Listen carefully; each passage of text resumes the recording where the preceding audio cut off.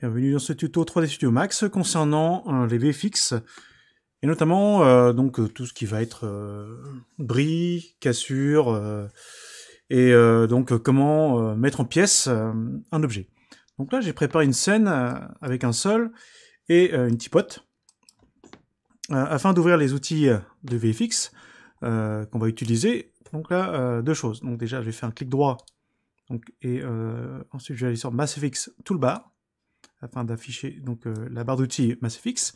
Et une deuxième chose, donc là j'ai préparé dans un dossier, voilà ici là, un dossier, un script qui s'appelle Fracture Voronoi, donc version 1.1.ms. Donc ça on pourra le trouver facilement sur donc des sites internet, hein, notamment donc un site qui s'appelle Script Spot.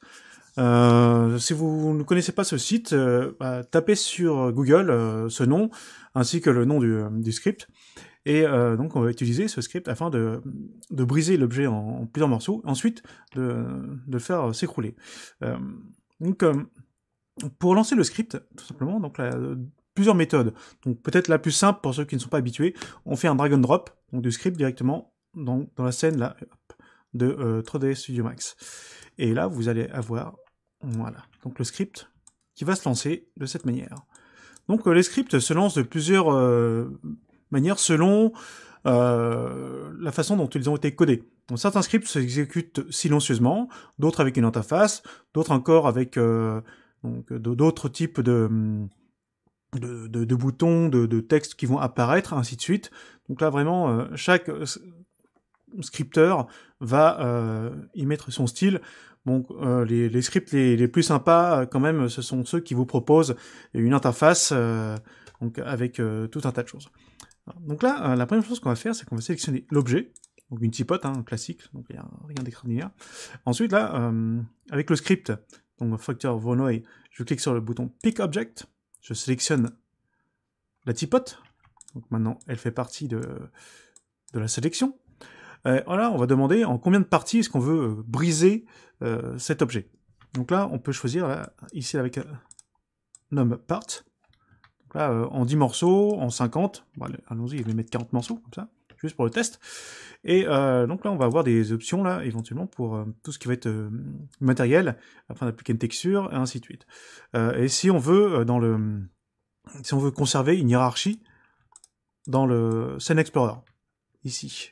Donc pour qu'ils nous mettent les objets dans une sorte de sous-dossier, sinon ça va être le bordel à la racine du Scene Explorer. Donc ensuite là il y a plein d'autres options. Bon, une fois qu'on est prêt, on clique sur Break in 40. Donc là je clique sur Break, on attend un petit peu.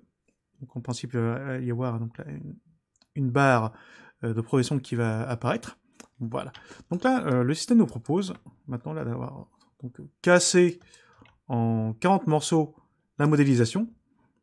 Alors généralement, ce qu'il faudra faire avec ce genre de script, c'est d'avoir un objet quand même qui est plein, qui ne soit pas en plan seulement, qui est vraiment donc un maillage nickel et assez bien défini, sinon vous allez avoir des surprises. Donc là, par exemple, je vais prendre ce morceau-là et le détacher. Voilà comment se compose l'objet intérieur. Donc là, je vais faire un CTRL Z. Donc en gros, il y a ici là, voilà. Donc il y a 40 morceaux avec donc la tipote originale qui n'a pas été supprimée, hein, qui est ici. Donc une fois qu'on a fait ça, c'est que la suite. Donc là déjà, ce qu'il faut bien trouver, hein, c'est un script ou alors une méthode pour briser votre objet en plusieurs morceaux. Une fois que je suis là, donc avec la barre d'outils MassFX, je clique sur le bouton de configuration ici là, donc de MassFX Tools, afin de définir certaines choses. Donc là, par exemple, là, je peux définir par défaut donc un sol virtuel et sa hauteur. Bon, là, je ne vais pas l'utiliser, donc je vais décocher la case. Hop. Le sens de la gravité, ainsi que son accélération, donc qui est l'accélération avec la gravité terrestre, donc moins 9,81 m. Si vous avez la possibilité de définir donc un objet vous-même de gravité, vous pouvez le sélectionner, et pas de gravité, ainsi de suite. Donc là, il y a plein d'autres réglages, pour l'instant, que je ne vais pas aborder, et on va passer à la suite. Donc là, je vais sélectionner le sol. Puis, je vais appliquer ici, là, en faisant clic gauche maintenu, les options. Et je vais régler le sol en rigid body statique. Voilà. Donc maintenant, dessus, là, on voit qu'il y a un modifieur. Donc, MassFX Rigid Body qui est appliqué dessus. Et le type, c'est statique. Alors, statique, c'est un type bien particulier. L'objet est considéré comme constamment à la même place, même si vous le déplacez durant l'animation et durant la simulation. Donc là, c'est statique, ça reste à l'endroit où c'était et ça ne bouge plus. Donc on pourra définir tout un tas d'autres choses par la suite. Mais bon, on passe à la suite tout de suite. Donc là, on va sélectionner donc, tous les morceaux de la tipote. Donc je peux tout sélectionner, puis Alt, clic gauche sur le sol. Et là, dessus, là, sur la tipote, je vais donc activer donc, tout simplement pareil, un registre body de type dynamique. Voilà. Alors, quelle est la différence entre les différents types qu'il y a? Donc, il y a dynamique, kinématique et statique. Donc, on va voir ça dans quelques instants. Donc là, pour l'instant, je le mets en donc de type ici là dynamique. Voilà, donc là tout est bon, tout est réglé. Et tout simplement, ce qu'on fait, c'est qu'on lance la simulation en cliquant sur le bouton de lecture ici là pour lire les simulations. Dès que je clique sur le bouton lecture, ça réfléchit un petit peu et voilà. Donc là c'est parti. Donc tout s'écroule. Donc voici comment est-ce qu'on fait une simulation dans une scène avec des objets qui interagissent les uns avec les autres, sachant que le sol, lui, il est de type donc statique, rigid body, et la tipote, elle est de type donc, dynamique.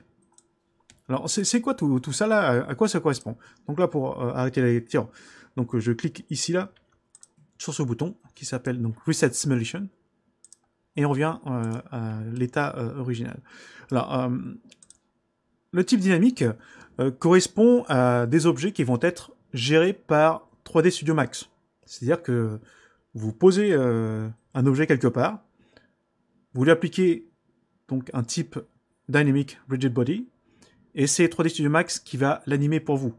Vous n'avez rien d'autre à faire. Par contre, qu'est-ce qui se passe si on veut animer nous-mêmes un objet?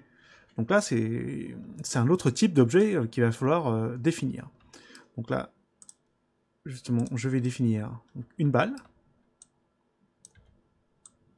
Donc je crée une sphère, tout simplement, que je vais appeler balle. Donc je vais activer l'autokey. Puis ensuite, donc là je vais appliquer donc un rigid body de type kinématique. Voilà, donc là on voit bien, c'est là qu'on peut changer les types. Donc il y a toujours les mêmes, hein, dynamique, kinématique et statique. Maintenant que j'ai défini donc, le type kinématique pour ma balle, donc là, je vais placer une clé d'animation en frame 0, avec la touche K.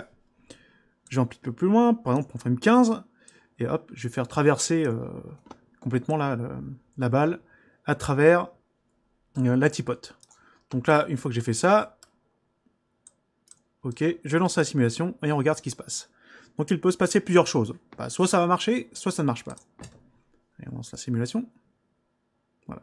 Donc là, la simulation marche bien, sauf que là, on s'aperçoit d'une chose, c'est que ça part peut-être un peu trop tôt hein, au niveau de la simulation.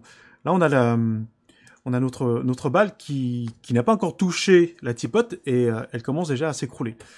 Donc là, ce qu'on va faire, c'est qu'on va revenir sur donc l'élément de la tipote. Donc là, je vais sélectionner, oui, donc un seul ça suffit. Et ce qu'on va faire, c'est que donc on va cocher cette case qui s'appelle Start in Sleep Mode, donc pour le type donc dynamique. De cette manière, qu'est-ce que ça va faire? Quand je vais lancer la simulation, les morceaux ne vont pas s'écrouler tout seuls. Ils vont rester collés. Et ils vont attendre qu'un événement se passe ou qu'une collision se produise pour s'écrouler. Normalement, c'est ce qui va se passer. Donc je clique sur le bouton Simulation. Voilà. Alors, voyons voir. Donc là, ça s'est écroulé aussi. Ouais, parce que je l'ai fait seulement sur un seul, là, c'est celui-là. Voyons voir. Est-ce que je peux l'appliquer sur toutes les parties en même temps? Ça serait pas mal, voilà. Donc je vais cocher la case ici. et je vérifie si c'est bon. Voilà, c'est bon. Oui, tout à l'heure, je l'avais appliqué seulement sur un seul élément. Donc là, je le refais. Je sélectionne tous les éléments de la typote. Et au lieu d'aller ici dans le modifieur, parce que là, vous voyez qu'on ne peut pas accéder au modifieur, là, je viens directement dans le MassFX Tool et je clique là sur l'onglet donc pour donc Object Properties. Et ici, là, je vais pouvoir accéder au réglage de tous les éléments sélectionnés. Donc là, ça tombe bien, bah, je coche la case donc Start in Sleep Mode. Ok, donc maintenant, je relance la simulation et on regarde si ça marche mieux. Voilà, donc là maintenant, la typote a attendu qu'il se passe une collision pour s'écraser, ce qui est beaucoup plus logique. Donc là, je réinitialise. Et on va faire quelque chose de bien particulier. Une fois que la simulation est bonne, qu'elle fonctionne bien, on va faire ce qu'on appelle un baking. Donc pour faire le baking, donc là, je vais utiliser, c'est ici, voilà. Donc c'est dans cet onglet-là, l'onglet avec le marteau et la clé molette. On a donc là, le bouton Bake All ou Bake Selected. Donc comme je vais fixer toutes les animations qui sont en rapport avec du VFX, c'est-à-dire du MassFX Tool. Donc là, je vous rappelle qu'il y a le sol, puisque dessus on a appliqué donc un MassFX Rigid Body. On a les éléments de la typote sur lesquels on a donc appliqué également un MassFX Rigid Body. On a la balle sur laquelle on a appliqué un MassFX Rigid Body également.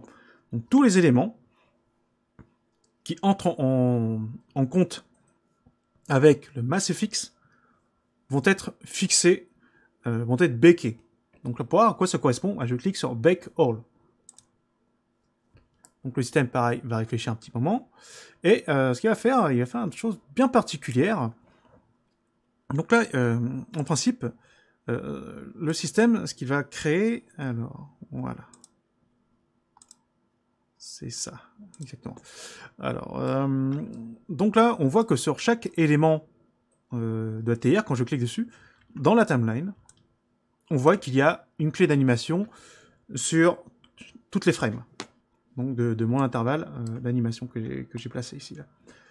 Donc le baking permet en fait de valider la simulation qu'on vient de faire. Il la valide de quelle manière? Eh bien en fixant de manière permanente maintenant là le résultat. Et par conséquent là on peut se passer maintenant là, donc des outils de simulation. Donc là on aura toujours cette animation qui va se produire avec le même résultat. On pourra donc rembobiner ou avancer ou même faire des stops pour faire autre chose par rapport à la simulation. Donc voici comment se passe de manière classique et donc simplifiée l'application des différents types de rigid body sur une scène.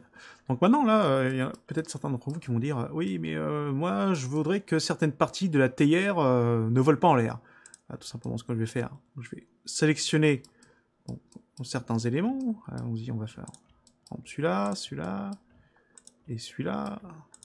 Allez, on va garder un petit peu un morceau là du bec. Voilà. Et ce que je vais faire, c'est que... donc là, je retourne dans les outils voilà, de chaque sélection. Et voyons voir, est-ce que je peux décocher... Ah, non, je ne peux pas décocher... non, ce qu'il va falloir faire, c'est changer le... Voilà. Changer le type. Alors, par contre... ce qui est bien embêtant, c'est que là...